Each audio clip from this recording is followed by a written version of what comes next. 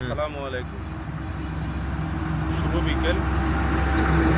আমি এই মুহূর্তে দাঁড়িয়ে আছি বিমান সংরক্ষণ কেন্দ্র গ্রামে।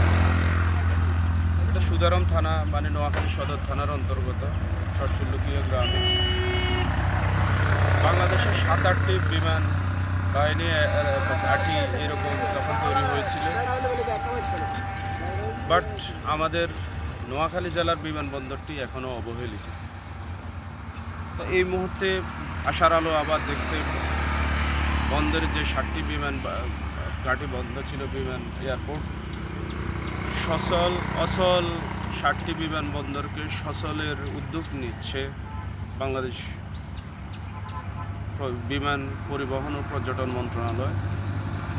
তা নোয়াখালীর এই বিমানবন্দরটি যেন সাথে সাথে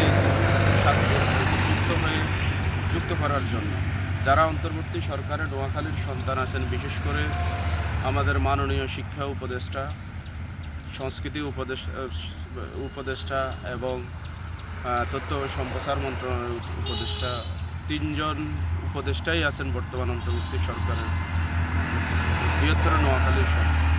তাই নোয়াখালীর সন্তান হিসেবে তাদের কাছে আমার একটি আহ্বান থাকবে যে আমাদের নোয়াখালীর নোয়াখালীর এত বেশি রেভিডেন্স আসতেছে, বৈদেশিক আমাদের প্রবাসীরা অর্থের সাম্রাজ্যে ব্যবসা বাণিজ্যের 37% যোগান দিচ্ছে নোয়াখালীর ব্যবসায়ীরা, অথচ সেই নোয়াখালীর বিমান ঘাঁটিটি এখনও বাস্তবায়ন হচ্ছে না। এটা আমাদের অত্যন্ত দুঃখের।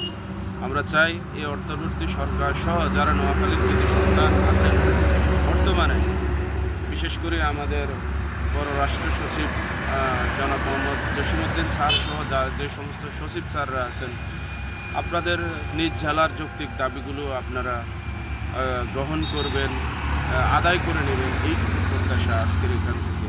সবাই ভালো থাকবেন, সুস্থ থাকবেন। আসসালামু আলাইকুম।